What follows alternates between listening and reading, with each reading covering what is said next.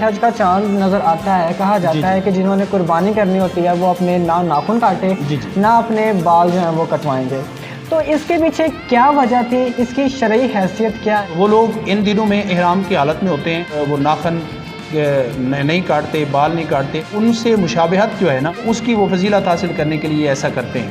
اجتماعی قربانی کی شرعی حیثیت زیادہ ہے یا انڈیویجولی قربانی کرنا زیادہ ثواب اس سے ملتا ہے؟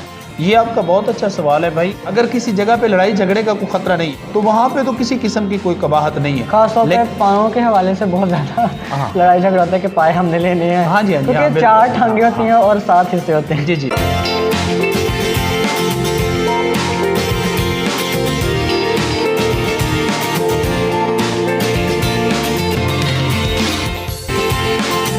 السلام علیکم، گڈ مارننگ، صبح بخیر، جاگو ساہیوال کا یہ اسپیشل پروگرام آپ دیکھ رہے ہیں۔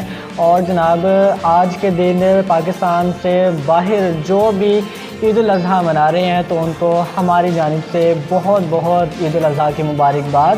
اور آج کے پروگرام میں ہمارے ساتھ موجود ہے متکلم اسلام محب امت علامہ محمد نیاز فریدی صاحب۔ بہت شکریہ آپ کا پروگرام میں شرکت کے لیے، کیسے ہیں آپ؟ جی مہربانی بھائی، ویلکم، آپ تشریف لائے۔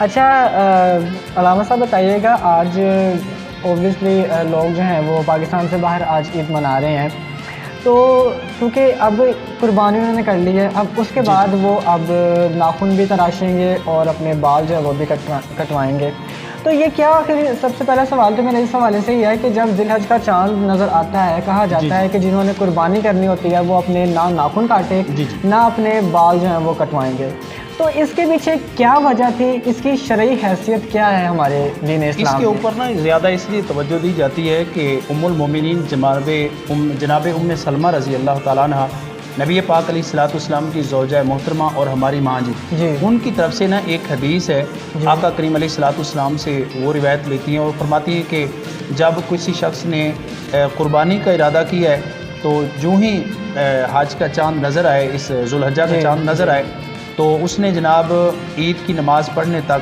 نہ وہ بال کٹوائے نہ ناخن کٹوائے، تو یہ حکم استحبابی ہے، مستحب ہے، فرض یا واجب نہیں ہے۔ لیکن اس کی وجہ کیا ہے، یہ کیوں مستحب ہے؟ ہاں، علماء کرام نے اس کی مختلف وجوہات لکھی ہیں، لیکن جو زیادہ جاندار وجہ انہوں نے بیان کی ہے نا وہ یہ کی ہے کہ چونکہ پورے عالم اسلام میں 57 اسلامک کنٹریز سے لوگ کعبہ شریف کا رخ کرتے ہیں، حج کے موقع پہ وہاں پہ بیت اللہ شریف کے ارد گرد موجود ہوتے ہیں، تو وہ لوگ ان دنوں میں احرام کی حالت میں ہوتے ہیں اور وہ بال کاٹنا اور وہ ناخن نہیں کاٹتے، بال نہیں کاٹتے، تو ان سے مماثلت کے لیے، ان سے متشابہ ہونے کے لیے، ان سے مشابہت جو ہے نا اس کی وہ فضیلت حاصل کرنے کے لیے ایسا کرتے ہیں کہ لوگ جو ہیں وہ ان سے مماثلت کے لیے یہ کوشش کرتے ہیں، اور زیادہ حکمت جو ہے وہ علماء کرام نے یہ بیان کی ہے۔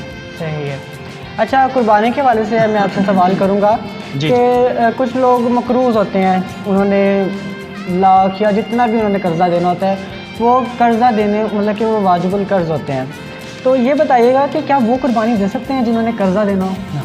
وہ بھائی اس طرح ہے کہ آج کی ڈیٹ کے اعتبار سے نا قربانی اس بندے کے اوپر واجب ہے۔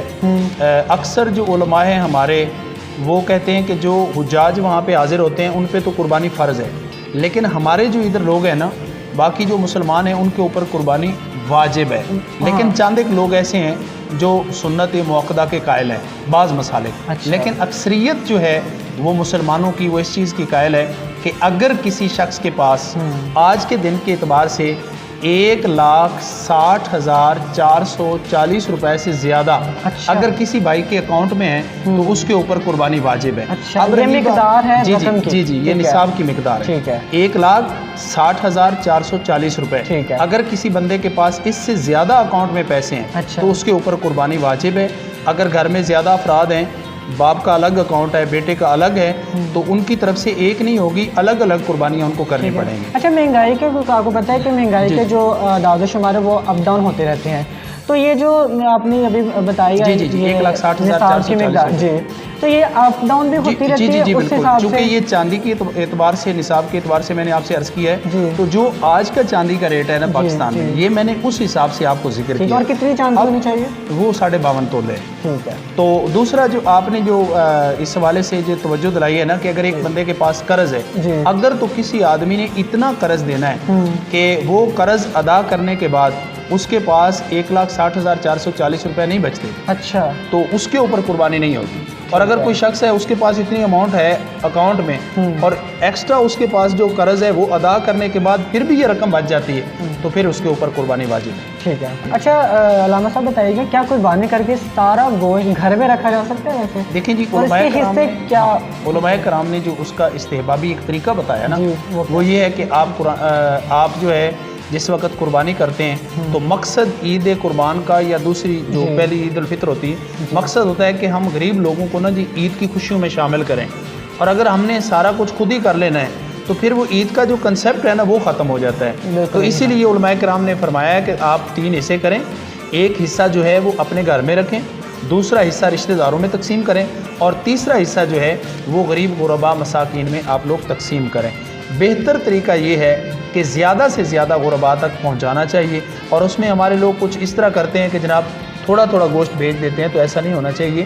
کم از کم اتنا گوشت ہونا چاہیے کہ غریب آدمی کے چولہے کے اوپر جب آپ پہنچے ہیں، آپ اس کے کچن تک پہنچے ہیں، تو کم از کم ایک وقت کے کھانے کے لیے تو اس کے لیے کافی ہونا. تو تھوڑا تھوڑا آپ دیں گے تو وہ عید کی خوشی میں شامل نہیں ہو سکے. اچھا ایک کوشچن میں کروں گا اجتماعی قربانی سے لے کے کہ آج کل کے اس دور میں، کیونکہ آپ کو پتہ ہے مہنگائی کا بہت زیادہ جس کی وجہ سے بہت مشکل حالات ہیں لوگوں کے، تو لوگ جو ہیں وہ اجتماعی قربانی کو زیادہ پریفر دے رہے ہیں. تو مجھے اب یہ بتائیے گا کیا اجتماعی قربانی کی شرعی حیثیت زیادہ ہے یا انڈیویجولی قربانی کرنا زیادہ ثواب اس سے ملتا ہے؟ یہ آپ کا بہت اچھا سوال ہے بھائی. اس دور میں نا جی ہمارا یہ ایک ٹرینڈ چل پڑا ہے جی کہ لوگ نا اپنے مساجد میں، مدارس کے قریب، اپنے محلے میں اجتماعی قربانیوں کا سلسلہ شروع کرتے ہیں. اب اس میں جو خرابی آ رہی ہے نا، بعض اوقات ایسا ہوتا ہے کہ ویسے ہی اگر ایک جانور میں 7 حصے ہیں نا، اچھا، تو ان حصص کی تقسیم ایسی ہوتی ہے کہ ایسی ہی ڈیریاں لگا دیتے ہیں، لو جی اٹھا لو. جی تو شرعی طور پر جو ہے شریعت اس چیز کی اجازت نہیں دیتی. شرعی طور پر حکم یہ ہے کہ آپ تول کے اس کو برابر برابر تقسیم کریں. اچھا، اور دوسری اس میں خرابی یہ ہے کہ اگر خدا نہ خواستہ بعض اوقات ایسا ہوتا ہے کہ اجتماعی قربانیوں میں نا لڑائی جھگڑے کا خطرہ ہوتا ہے. اگر کسی جگہ پہ لڑائی جھگڑے کا کوئی خطرہ نہیں ہے، کوئی کسی قسم کا مسئلہ نہیں ہے، تو وہاں پہ تو کسی قسم کی کوئی قباحت نہیں ہے. خاص طور پہ پاؤں کے حوالے سے بہت زیادہ لڑائی جھگڑا ہوتا ہے کہ پائے ہم نے لینے ہیں. ہاں جی، ہاں جی، کیونکہ 4 ٹانگیں ہوتی ہیں اور 7 حصے ہوتے ہیں. جی جی جی. تو اس میں نا ایکسپرٹ آدمی جو ہے نا، جو قصاب کر رہے ہیں نا، یہ اس کی ذمہ داری بنتی ہے وہ سب کو برابر برابر تقسیم کرے. صحیح، اور یہ بڑا مشکل مرحلہ ہوتا ہے. ٹھیک ہے، چلیں بہت بہت شکریہ. قربانی کے حوالے سے جناب آج کے پروگرام میں ہم نے ڈسکشن کی ہے، اور جاتے جاتے وہی کہیں گے کہ ضرور آپ بھی قربانی کیجیے، اور جو قربانی کا گوشت ہے وہ کوشش کیجیے صرف اپنے تک ہی محدود نہ رکھیے، بلکہ اپنے اس عید کی خوشیوں میں ان لوگوں کو بھی شامل کریں جو لوگ آپ کی طرح خوشی جو ہے وہ سیلیبریٹ نہیں کر سکتے ہیں.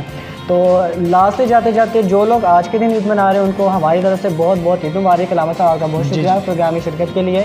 میری جناب آپ سے ملاقات ہوگی کل عید کے دن، پہلے دن صبح 11 بجے، اور بڑے ہی زبردست قسم کے مہمان ہمارے عید اسپیشل شو میں موجود ہوں گے. تو آپ سے میں انشاءاللہ کل عید کے دن ملاقات کروں گا جاگو ساہیوال عید اسپیشل میں. تب تک کے لیے اپنے میزبان امان شاہد کو دیجیے اجازت. آپ ویری گڈ مارننگ، اور جو لوگ عید منا رہے ہیں ان کو عید مبارک. اللہ حافظ.